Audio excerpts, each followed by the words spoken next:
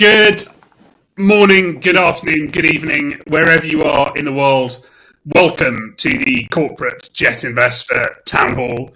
This week is our last one of 2020, and it's a particularly exciting one. We're going to look at sustainability, but from angles that you haven't looked at before. We're delighted to have 4 experts, 3 of whom to join us already, and we're going to get started. We're delighted to have partner and head of aviation Asia Pacific in Hong Kong. Peter stayed up till 11 o'clock at night for this. And also, we've just lost Nigel Brooke, partner and lead of Clyde & Co.'s climate change risk practice. Okay, and we're going to get started now. So, Nigel, you're going to talk to us about climate change litigation, which is something I haven't seen covered anywhere else. What is it? And who are the claimants? Okay, well, it's now quite a mature field. Yeah, it's quite a mature field, Alistair. There's about 1,600 cases to date around the world. About 3/4 of them are in the USA, and about 3/4 of them are in against governments around the world. It's growing. There are a lot more cases being filed now, and we expect that to continue. Fall into a number of groups. Quite a few of them are against governments, are about telling the government to be more ambitious in the transition to net zero and decarbonisation. A few of them are about getting resilience or improving resilience for the climate that is going to change regardless.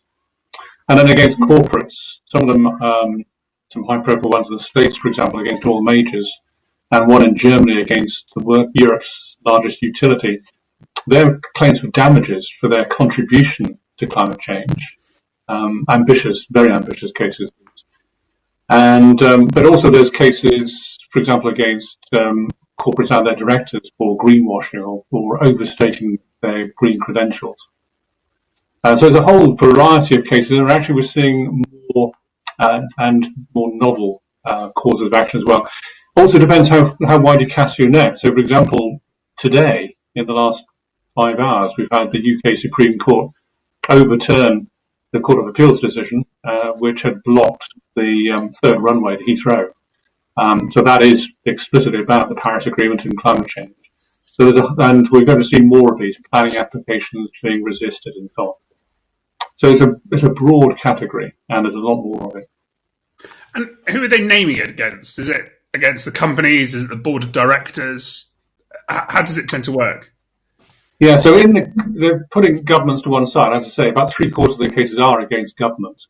So looking at the ones in the corporates, most of them so far have been against companies themselves, but we are seeing a few of them now against directors and officers. So, for example, the directors of ExxonMobil have been named in what are essentially greenwashing claims in the States that are making their way through the courts, where shareholders say that they were misled about the amount of reserves that Exxon could actually bring to market. And again, we expect to see more of that kind of case. If a company has not properly taken account of the transition and climate change and the impact it's going to have on the reserves, and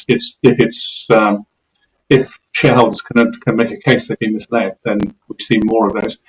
There's cases against asset managers and investment funds for not being transparent about the climate risk embedded in their investment portfolios, particularly the carbon-intensive parts of their books. If you've got a tracker fund, then you'll still have a lot of carbon-intensive companies in your portfolio, typical pension funds. And a lot of the younger investors are now getting more activist and resorting to courts to try to change that. And so what are the consequences if you get named in one of these suits? Depends where it is. So in the USA, it's very expensive if you get named in a suit. Depends on the type of case, but it's typically very expensive to defend these things.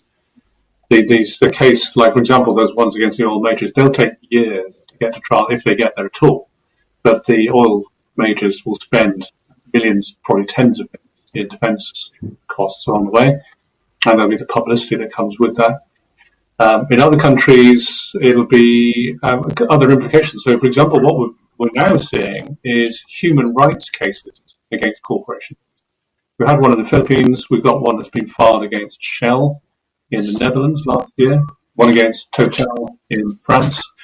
And these are actually urging these companies to move faster to net zero. They're asking for the court to order them to make deeper cuts in their emissions and swivel towards renewables more rapidly than they're planning to. So it very much depends what the remedy is, but all of these are expensive and time-consuming, and they could have a major impact on the bottom line. But great if you're a lawyer. What a time to be alive. That's one of your favourites. It's easy. It's cheap.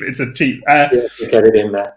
So this is interesting. So Peter, Nigel says 1,600 cases. So it's not just academic. What are the trends you're seeing?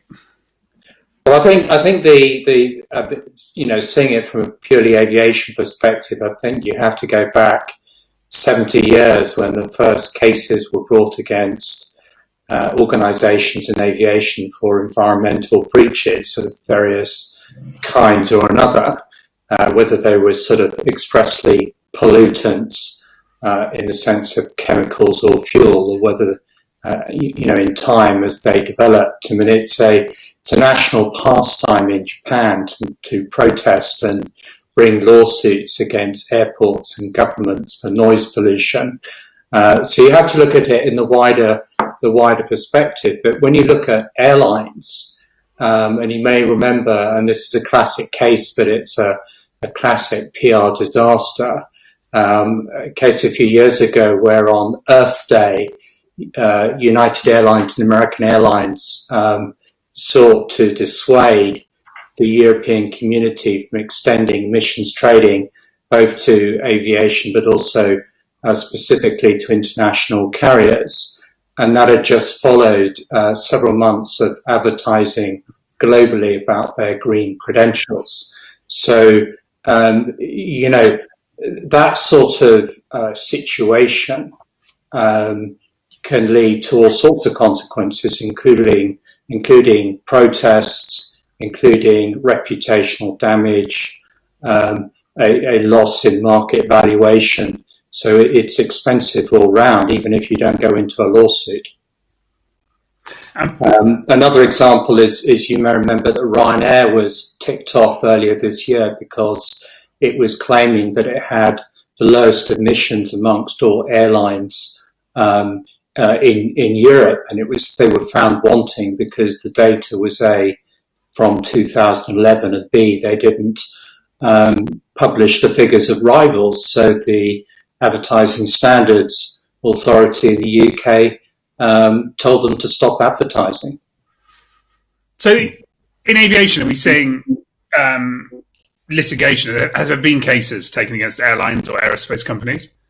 Yes, there has. I mean, some of the interesting cases have actually been in the United States, where there was a long-running battle to persuade the Environmental Protection Agency there to come up with a decision or a determination that emissions was damaging to the general public and so on. And in fact, there was, curiously, and it may be something that Charles might want to comment to, aerospace manufacturers there eventually did actually encourage that organisation to come up with that determination. Now, separately from that kind of action, which is more about trying to persuade government to be a little bit more open and transparent and realistic, there have been some isolated examples of lawsuits being commenced, particularly in countries like Brazil, against airlines. And the real intent behind these lawsuits has been to try and extract money in order to reforest the Amazon basin or other type projects. Okay, Nigel, what do the claims in 2020 tell us about what's coming next year? I think human rights from a standing start looks set to grow. The big turning point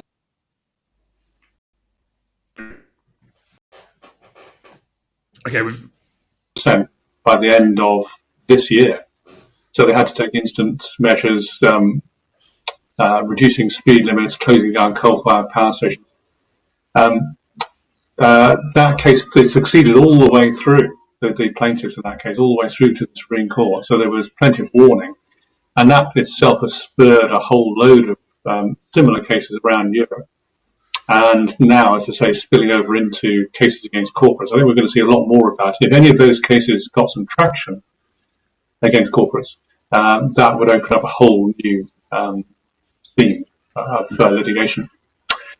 But I think also we will probably see more cases against directors and officers for variations on greenwashing, because there's so much more soft and hard requirements for climate reporting nowadays. Hard requirements, so UK is going to be the first country in the world where starting in 2022, other countries will follow that. But in fact, even before that, investors, institutional investors, are piling the pressure on companies, listed companies, to report on climate risk, because they really are taking it a lot more seriously now. And the more metrics you have like that, the more reporting there is, the more things that activists and shareholders and so on can try to catch you out on. And you've got activists using the courts a lot more. There's an NGO law firm called Client Earth who use law in the broadest sense, so not just litigation, but letter writing and so on, to try to put pressure on companies to do the right thing and pointing out the duties of care they're under. And there are other equivalents to that. These law firms are really well funded by philanthropists who are trying to drive the transition and using the law as one of the means to accomplish that. Okay, Peter. Yeah. Should aircraft owners or fleet managers or airports or manufacturers be worried about environmental litigation? I think everyone has to be worried. I mean, there's even the sort of beginning of talk about, CORSIA and ETS and carbon offsetting programs just not being enough, because they, whatever the merits of using them as a sort of economic tool to try and drive change, there are a lot of people now who are saying that's not direct, so it's unacceptable. In some cases, it's a way of sort of fobbing your way round the problem. Whilst programs, the recipients of money to try and change things have got better, there's still a lot of concern that corporates who give money to charities or NGOs, whether it's in forestation or other types of projects, there's a belief that they just don't they don't pay enough attention to conduct proper due diligence on them in the first place. They hand over the money and they wash their hands of the problem. Going back to greenwashing, that clearly is a very significant issue.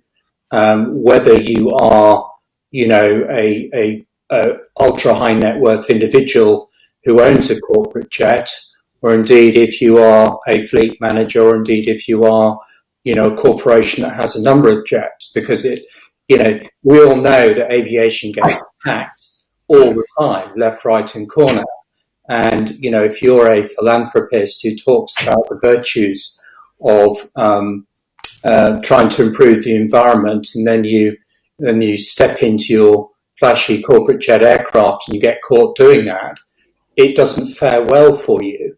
And I think as laws evolve, and they are evolving rapidly, it won't be too long before we have strict liability offences for people who, whether they're passengers or whether they're operators, who are found wanting in terms of what they've said they will do, but in fact what they're not doing. We've got two questions, both from Rodney Johnson, account manager at Tally Ho. Should private aircraft operators have an environmental lawyer on retainer?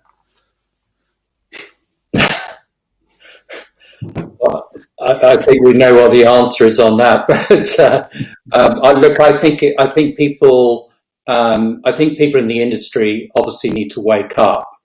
They've only just woken up to carbon offsetting, and yet that's been around for some time. I think people need to look very carefully at what they've been saying. If they're running a business, or if they're attending conferences and giving speeches about their environmental credentials. And I think they've just got to go through the basics and basics due diligence, and they've got to be alive to the issues, because we all know that this is back on the agenda again. And if the vaccines are successful, then this really is going to be in the front of your in your mind, whether you like it or not. Okay, so you're available. Rodney's other question is, with the increase in litigation, will it hurt the growth of the aviation industry? I think potentially so, yes. But again, it depends on how quickly the aviation industry is able to respond to that. I mean, obviously, there's a lot of talk about manufacturers doing new things. There's a bit of tension in terms of airports, because people want to get operations, back. But I can see there being problems elsewhere. So yes, I think it could curtail development in certain areas. Okay, that's brilliant. And we've got a comment from Luke, who's a professional pilot, aero engineer, tech journalist. Ironically, taking aerospace aviation to court, particularly in these tough times, may slow development of eco-tech and solutions. Governments have spent billions on fighting COVID, may not fund green tech if no tax dollars coming in. And we've got someone who's raised a hand. Graham Stevenson would like to ask you a question. Graham, it's just coming to you now. You can hear me okay. I want to know why we are not making more effort to talk about SAF and hydrogen, because we already have a hydrogen aircraft in the air. We have a hydrogen train. In Japan, a lot of vehicles are running on hydrogen, and surely hydrogen is the future for aviation fuel. And in the interim time, it's SAF should be highlighted as the interim carbon offsetting measure. So, Peter or Nigel, do you have any comments on hydrogen? Thanks, Graham, for that. Do you have any comments on hydrogen, Peter or Nigel? I mean, hydrogen, we all known about problems with hydrogen in the past. There's been a flurry of discussion about using hydrogen now. My understanding is it's very expensive. The technology has got a little bit more to go in terms of development, and of course acceptability of hydrogen. So that's something that is coming. But of course, also you didn't mention electrical power, which also has its own challenges in terms of the size of aircraft that can currently use it. I think SAF is admirable, but it's not a solution. And it is ramping up, as we all know, but at the moment there aren't actually that many producers of SAF in the world. So I don't think SAF is a solution, but it is ramping up. Okay, we're going to come back to SAF in a second, because we have an expert, Charles from Gulfstream. Very quickly, question from Olivia, who's a paralegal in the law offices of Paul A. Lang. How does the environmental agenda affect specifically airport creation regulations and the LEEDS program, the LEEDS program? Nigel or Peter? The airport expansion is being resisted in a number of countries around the world. Just today, the Supreme Court of the UK overturned the decision to block the new third runway at Heathrow. So that can go ahead if the government has the appetite for it. They themselves didn't appeal to the airport. Okay, let's Peter. Thank you so much. Thanks, Nigel. Thanks, Peter. If you stay on, if we get more questions, if you've got time, Peter. If you want to go to bed, I understand completely. We're now delighted. We've had a lot of questions about SAF. We're now delighted to have one of the men who've been leading, or one of the people, sorry, who've been leading this. Charles Etter is Environment Strategy and Regulatory Affairs at Gulfstream. Charles, how are you? I'm doing well, thank you. Sorry I was a little bit late to arrive here. Just in time. No, perfect, thank you. I think that was brilliant from Nigel and Peter, and I think environmental litigation is something I hadn't been focusing on. But for the years, the OEMs have been focusing on CO2 reduction, haven't they? Yes, they have. Yeah. In 2009, business aviation committed as a whole through associations like GAMA, MBAA, and IBAC, and others to reduce their carbon footprint. This was back, more than 10 years ago, and they outlined some steps to do that. They outlined some goals to do that. And the basic steps are what you might think of is, improving your technology for fuel efficiency, improving your operations, and improving the airspace system, make it more efficient. And then the use of sustainable aviation fuel plays a key role in that. I know there's a lot of conversation about hydrogen now, more recently, and at the United Nations level, at ICAO, International Civil Aviation Organization, that's being talked about. And they're studying various options of how SAF could be available in the near term, and then maybe the hydrogen in the later for maybe short-range aircraft and electrical for short-range aircraft. But for long-range aircraft, the SAF seems to be the right way to go. And then there are the carbon offsets, which is, somebody mentioned, CORSIA and the ETS, Environmental Trade Scheme. So all of those are sort of what we call a basket of measures. You might think of a basket with a bunch of eggs in it, and each of them are labeled as I just described them. So this basket of measures will help drive the CO2 from aviation, the footprint down. Another piece of that that's been worked on, I spent 7 years of my life on, which is a CO2 standard, which is now just coming into play for aviation, both large and smaller aircraft, including business aviation. So you can think of that as a fuel efficiency requirement, like a car requirement might have so many miles per gallon. Well, that's coming into play for aviation as well. So there are pressures to be more fuel efficient, and then to use SAF. And Gulfstream has been using SAF since 2016. We've flown probably more than 650 flights on it. We've been using it as much as we possibly can. We've flown about just over 1.3 million nautical miles on our 3070 blend. And we do look at ways to sort of find better ways and to adopt it in different locations. We have it in Savannah, we have it at our Long Beach facility, and we're trying to find other places where we can have it available for our customers. Maybe that helps. I don't know. And it does, and I think it's also important to say that. Well, are there any drawbacks in using SAF in Gulfstream? Yeah, you know what? We haven't seen it. It has to meet all the same specifications. The performance is the same. It meets the same fuel specs. There's usually better freeze points on the HEFA. We use what's called a HEFA, hydroprocessed esters and fatty acids, HEFA for short. But it meets all the same requirements. We haven't seen any issues whatsoever. It runs. It is Jet A. I always like to say it's not like Jet A. It is Jet A. So we haven't seen any issues using it. Although, bearing in mind what Peter and Nigel were talking about, there's different types of SAF, and you can make it from different feedstocks. That's correct. And one of the questions, I guess, is how sustainable, or how do you know that the blend you're using is sustainable? Yeah, that's a very good question, and we definitely thought about that when we made our commitment. So our contract is with World Fuel Services, and our fuel is coming from the one location in the U.S. where it's really been readily available since 2016, and that's started out as Alt Air. It's now World Energy.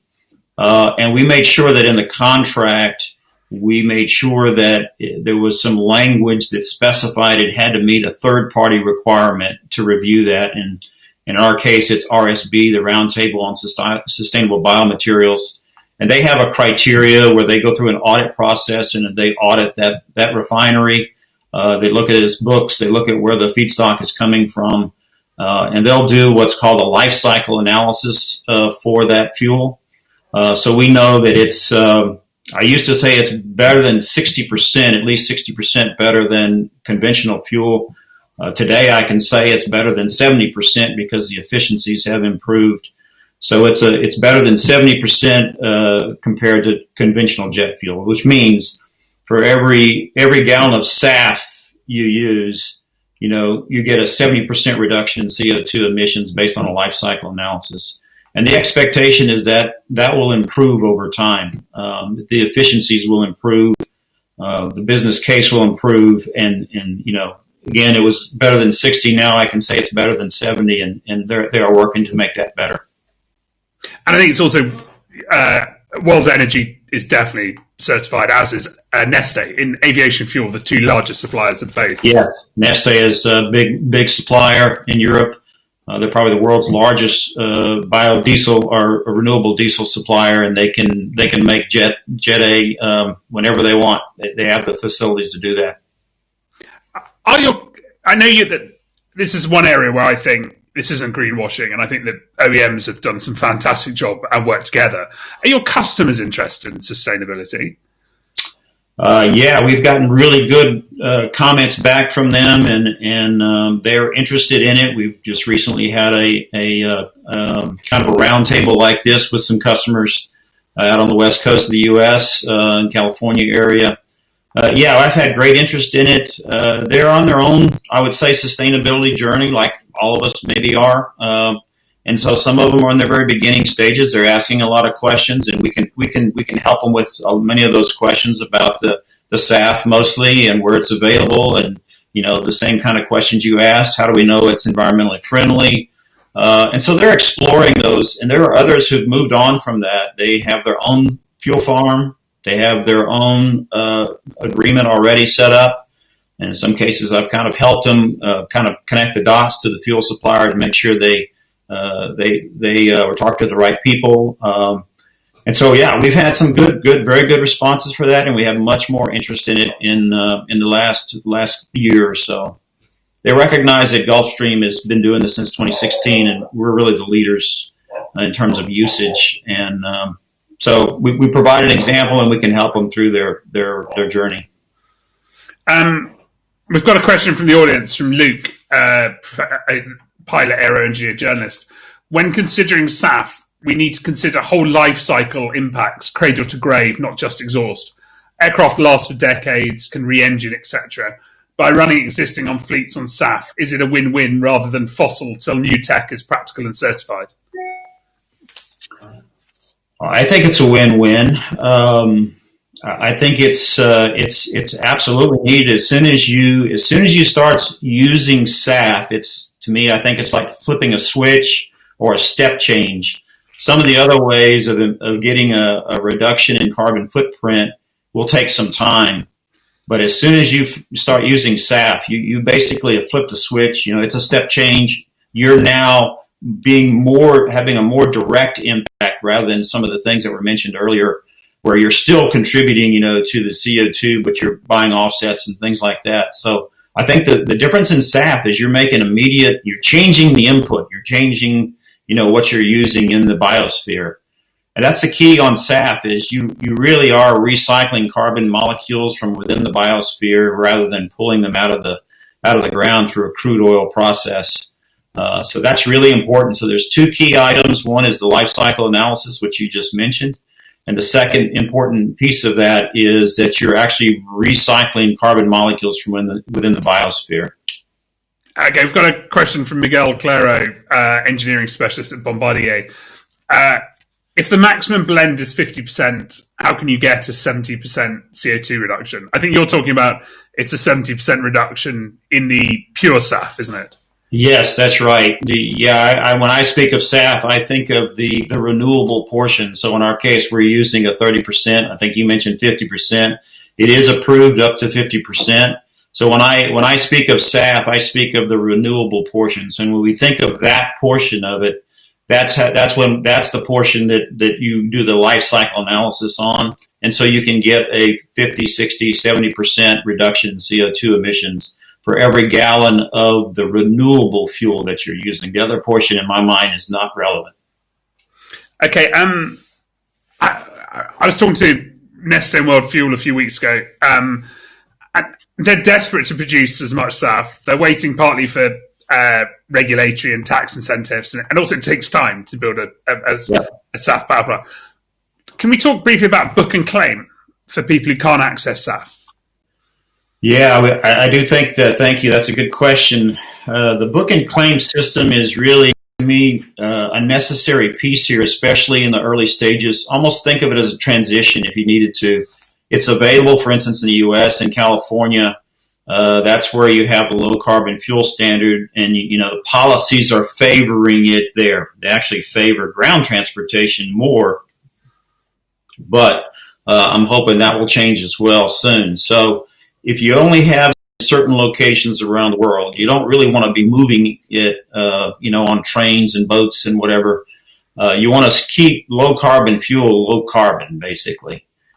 So to do that, you need a book and claim system. You need to be able to have it burned in that part of the region, and have anybody else be able to buy those attributes, those environmental attributes. And I think the book and claim system will work. We need a book and claim system that is foolproof, bulletproof, however you want to say it, is fully auditable, is transparent. So that we make sure that we're only, claiming that environmental attribute once. And that's the key to this book and claim system. But I do think of it as sort of a transition until we can get the fuel in more places globally. Peter, did I see you had a comment briefly about book and claim? Yeah, look, I just don't think it's a solution, is it? Isn't it? I mean, it's a sort of convenience, and I don't see it as a transition. I think the problem here is that, and I go back to SAF, I think it's admirable that people have been using SAF, but of course it depends on what it's made of. But I don't see how book and claim system can do anything more than make individuals feel happy, because they buy a product but they can't use it, but it sort of momentarily deals with their guilt. So it's not a long-term solution. Of course, then we go back to how quickly can we, manufacturers and the like, how quickly can we introduce aircraft and introduce power that is actually going to address the problems directly. Charles, we buy green energy in the UK, where you have no idea where it's coming from, and but you're still contributing. Charles? Right. Yeah, I think that's a very good analogy. Usually, that is an analogy of a renewable energy credit. You plug in your nightlight or whatever, and you don't know where that's coming from, and it could be wind, it could be solar, etc. So that's a very good analogy for the book and claim system. I think that it makes it available to other locations, and the key about CO2 emissions is wherever you're using the SAF, it's really not, at least from CO2 standpoint, it's not a local issue. CO2 is a global issue, and CO2 stays in the atmosphere for many, many years. So that makes it more amenable to a book and claim system. Where you're burning it is not a local issue in terms of CO2. In terms of local air quality, which SAF actually improves, right? There's lower sulfur in SAF, and so there's lower particulates, and it's a better air quality. So that's a local issue. But from CO2 standpoint, it's not a local issue. It doesn't matter where you burn it. If you're burning it on the West Coast and you're buying it on the East Coast through a book and claim system, I don't think the Earth cares. I think it's also one of the points we should make is that all of the available SAF at the moment is from it's not coming from palm oil, is it, Charles, for aircraft? No, it's not. The oils that, from an industry standpoint, that's one of, I would say, the X's that you would put on that. Palm oil is not something that we would want to see as a basis feedstock for SAF. It's coming, at least in the U.S., it's coming from oils, fats, and greases, but not palm oil. It's usually recycled. You're usually taking recycled oils and using them to produce SAF. Which does give Scotland an opportunity for a second oil revolution with all their chip shops. Thanks. I'm 3/4 Scottish. Thanks so much, Nelson. Yeah, you're welcome. We're going to thank you. That was brilliant. And if you can hang around if we get more questions. Sure. I'd like to bring Mary Law up now. Mary Law's at BNP Paribas in the wealth management team focusing on yachts and jets. And Mary Law, we're seeing a lot of banks talking about environmental issues, and we're seeing banks saying they'll no longer finance coal power stations, they'll no longer finance non-environmentally friendly projects. How are banks perceiving aviation? Oh, you're on mute. Mary-Laure, can you hear me? Sorry, you're on mute at the moment. I think that should... Now it's okay. So I think, first of all, banks are very, very mindful about these issues, about environmental issues, about sustainability. This is absolutely everywhere.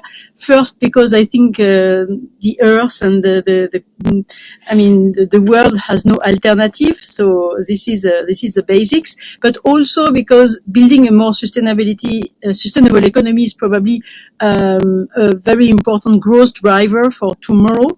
And so the bank want to finance this economy. I think another aspect that we are gradually noticing is that this is obviously a regulatory and very political issues, but the corporate companies and banks have a key play to part, and we are gradually becoming more and more aware of that and trying to make more and more on these aspects.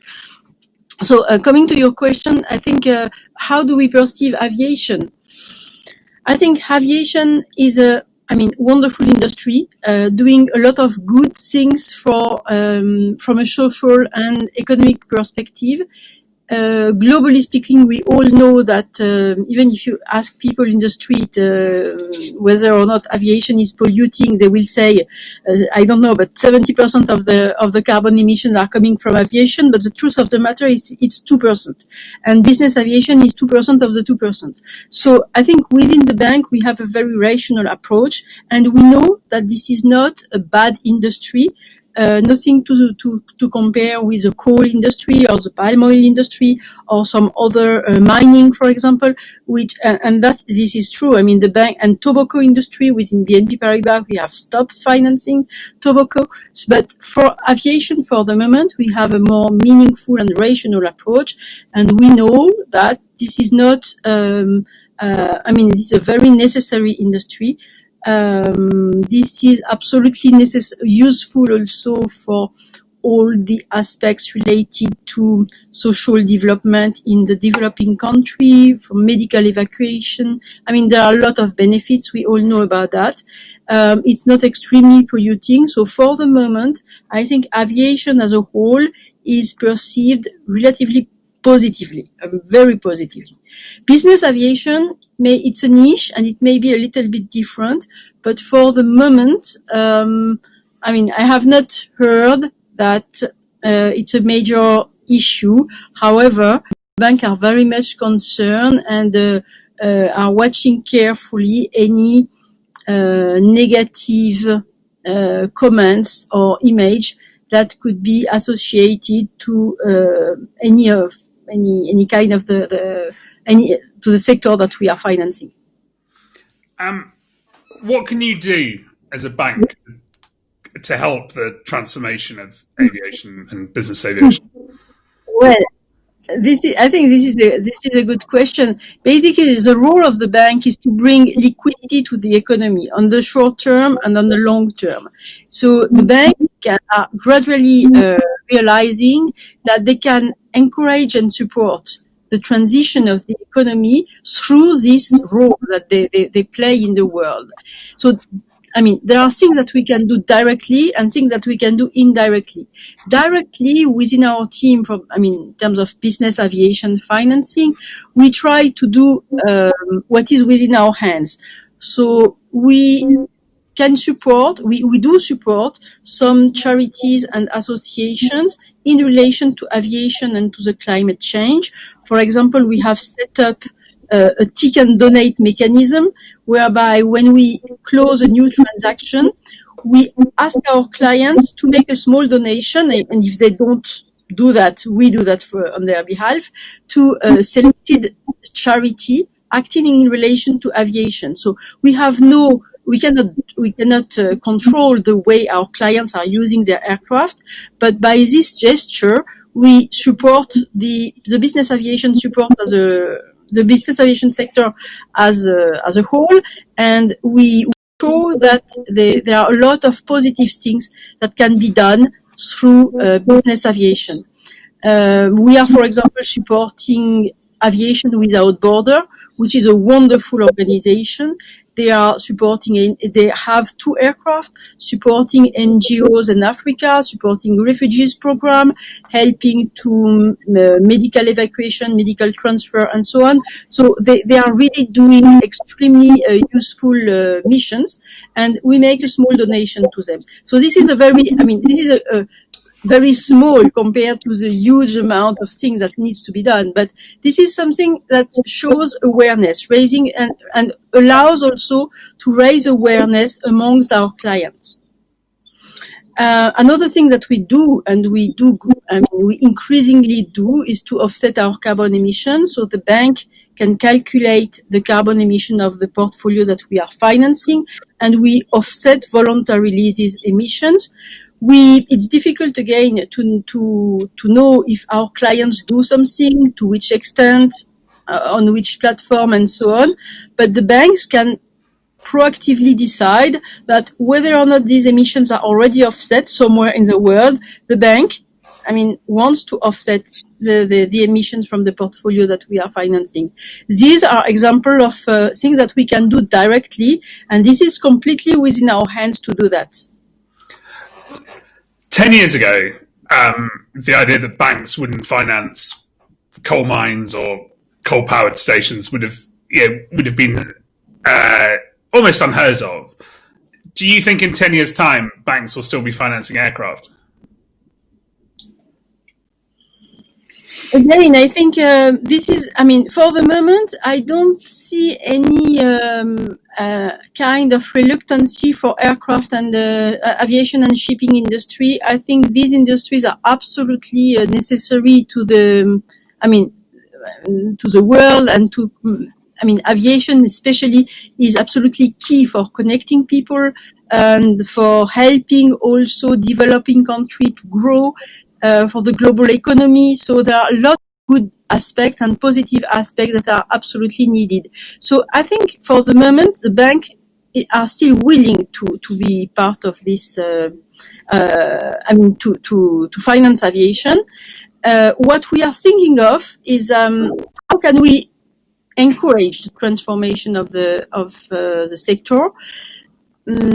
On the business aviation side, for example, we are also active in some organizations such as EBAA, European Business Aviation Association, which had a wonderful initiative for creating a green label for operator. This is something we can encourage, and once this is in place, we can recommend to our clients to use these operators. So this is not something which is completely within our hands, but we can use our network and our influence to make things happen, or to try to make things happen. We can also, more generally speaking, for the aviation sector, encourage the green project or the transformation of the sector through financing incentives.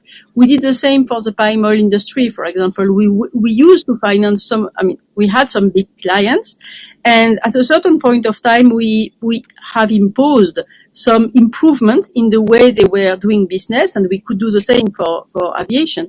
And if they reach these objectives, then we can reduce the pricing of the financing that we have in place. So this kind of incentive mechanism can be extremely interesting for the clients first, but also for making them progressing in the right direction. Okay, that's brilliant. Thank you. We've got lots of questions which I can share around. Peter commented that banks have been sued. Peter, did you want to add to that? Yeah, I mean there have been a number of banks that have been sued, and again it comes back to whether it's a hardline greenwashing argument or it's another argument that they shouldn't be investing in, through their financing, shouldn't be investing in certain companies or organisations. There's an ongoing case against ANZ at the moment, and I believe that there are others. I wonder whether, really, in the context of corporate jets, whether there is a difference here between very sort of specialist private banks or public banks providing specialist private banking services, as opposed to normal banking. I mean, there's an element of privacy and confidentiality. And Marie, I was interested in your comments about sort of using tools or mechanisms in the financing to encourage changes in behaviour, because that is admirable, and if you can do that, then that's, I think a lot of people would encourage that. Of course, not all borrowers are interested, and so there's the behavioural issue with them to be dealt with later. Charles, we've got a question. Okay, thank you. Oh, sorry, Marie-Laure, do you want to talk? Sorry. No. I mean, thank you very much for the comment. I think there is not much to add, but we are very concerned about that. When we have private clients, we try to have a communication with them on these aspects and to raise awareness on these issues. And I think showing that we make donations, showing that we want to offset carbon emissions voluntarily is also a way to, make them take this aspect into consideration more than they do before, and show as much as we can that we do what we can. If we can push them to use their aircraft in a more sustainable way, we will do all what we can in this direction. Charles, we've got a question from you from Rodney Johnson, account manager Tally Ho. What will FBOs have to do to invest in a SAF setup? Yeah, that's a good question. Probably the most recent news is Signature. I think they are now, or will be offering, I think they actually already are offering sustainable aviation fuel in San Francisco and then Luton, London. And they recently said that they were looking for other places to offer that. So Signature seems to be moving towards it. Jet Aviation actually has done a book and claim system, and they do take some fuel there in Van Nuys.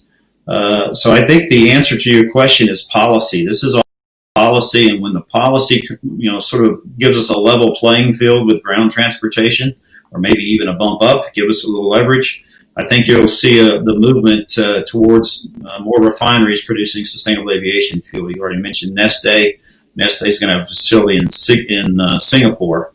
And that should be opening up 2022, something like that. And they should be having fuel there as well. So this is down to policy. In the U.S., you're transitioning to a new administration, and I think they're going to be much more friendly towards this type of policy. The same is true in Europe. You have the Refuel EU, Refuel EU, which is a policy that's coming across. I expect, increased percentages of SAF. I think it's small right now, maybe 0.2% or so, but it's going to move to 2 or 3%. I think in some cases 30% by 2030, 2035, something like that. And I guess a question for anyone who wants it. Ryan Demore, manager of aviation tax and financial reporting at Satcom Direct, asks, can the industry come up with a better option than cap and trade schemes? They're built to line the pockets of governments with fees and don't really help the real problem. Anyone like to answer that one? Don't fight for it. I was just going to say, I hope so. That's a difficult one. Okay. And there's a comment, Peter, from Luke. UK homes can get 100% green electrons from wind, solar, but mostly they're from fossil natural gas. But hopefully they enable more green energy long term. I'm just going through the final questions. How to avoid, this is from Miguel Claro at Bombardier, how to avoid power to fuel technologies to produce SAF using CO2 produced from fossil fuel. I think that's an issue that people are working on. And that's one of the problems with it, is it takes a lot to build a SAF plant, and you can't build one at every airport straight away. Bob Shaberley, partner at Aviation Finance Solutions, are any other banks or aircraft financiers now also calculating their total global exposure to carbon emissions within their portfolios, or is this only being done in Europe? Marie-Laure? I know at least one other bank in Europe. I think, I don't know what other banks do, but I can speak for BNP Paribas. So we are trying to calculate our carbon emissions, not only in Europe, but globally. So we have a number of metrics, and we try to assess, because there is figures that we can use from an external or independent provider. So we make assessments based on the number of flight hours that of our aircraft, and we try to make an assessment of our carbon emissions, and we make the compensation on this basis. We do it globally, not only in Europe, so we don't rely on Eurocontrol data for that. This is a purely internal mechanism that we want to put forward. I know that. And this is a bank policy, so this is something we want to do at the group level. I'm not sure it's done everywhere, but this is work in progress, and at least for the business jet activity, we are almost there. Yeah, and at least and one coming back to is doing it. If I can add something, Alazar, coming back to your initial question, I think aviation is a wonderful industry. This is also an industry which needs liquidity, and this is profitable for the bank. So I think the mutual interest is not to exit from this industry because people think that it is polluting. What we want to do is, we love this industry. We want to support a more sustainable development, and in order to be able to do that, we need to be part of this industry and to continue financing it. This is the way we can act. If we are out, we are out, and we don't do anything good. Great. I guess closing remarks. Nigel, you've also got another question. How can the aviation industry adapt to better face environmental litigation? I think we've touched on it here. You've got to demonstrate you're on a certain path. So we're seeing this in the oil sector, in automotive and so on. It's the companies who are just carrying on straight down the road without any shift who are going to face big problems. Companies who are making the transition painful at first, of course, because they're giving up potentially profitable business along the way. Are the ones who I think will manage their climate risk better. I think this is also what's happening, just as Marie-Laure said. There's the more progressive banks are thinking in this direction, looking at their own climate footprints in their loan portfolio. So are insurers, so are investors. There's been a fundamental shift among investors in the last 18 months, massive shift. And there's now probably a majority of stocks, traded stocks around the world, are in the hands of investment funds who are themselves now leaning in hard on the biggest, the ones with the most carbon intensity, and urging them to change. And again, it's engagement. Divestment is kind of last resort, but they want to engage and persuade these companies to get on the right path. They're the companies who do demonstrate they can see which way the wind is blowing and are making that move towards a greener future. They're the ones who will have the lower. Can I add a comment to that? And I think it's important everyone appreciates it. You know, you can go and ask a lawyer what the regulations are, but to be honest, that's not that relevant, because the changes in law are occurring outside these regulations. So the law is evolving and being driven. You know, even judges now are better educated and more familiar in certain countries, common law countries. They make law, so they're not going to wait for regulations. That's why it's important that you look at things properly in the round to understand where you are on that journey. Brilliant. Mary-Laure, closing remarks? Well, I think after the crisis, aviation has been dramatically impacted, and business aviation is rebounded a little bit quicker and better than commercial aviation. So for the moment, there are less pressure, but pressure will come back. And I think business aviation should really be at the forefront of the evolution, and should really drive the environmental progress in the sector. I think we should reach, very quickly, a complete carbon offset of the carbon emissions for the sector. This should be the best way to be protected against any negative comments or future pressure from the opinions. Charles, final remarks to you. Yeah, thank you. I would say business aviation is in a very unique place in time right now. I would have said that before COVID, and now you have COVID where the airlines are not operating, as normal. And business aviation is in a very good place to help that demand signal for SAF. And there are many of them, many business jet operators who are willing to do it.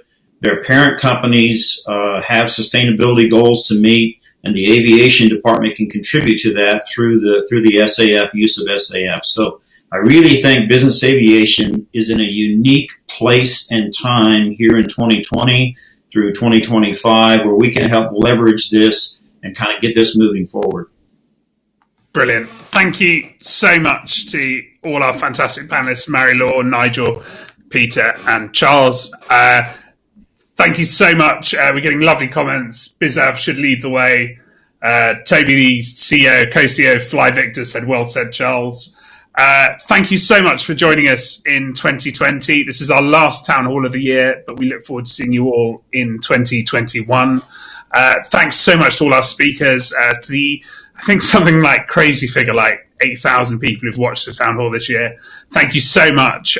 Stay safe. Have a wonderful holiday period, and best wishes for a happy, healthy and prosperous 2000 whatever year in 2021.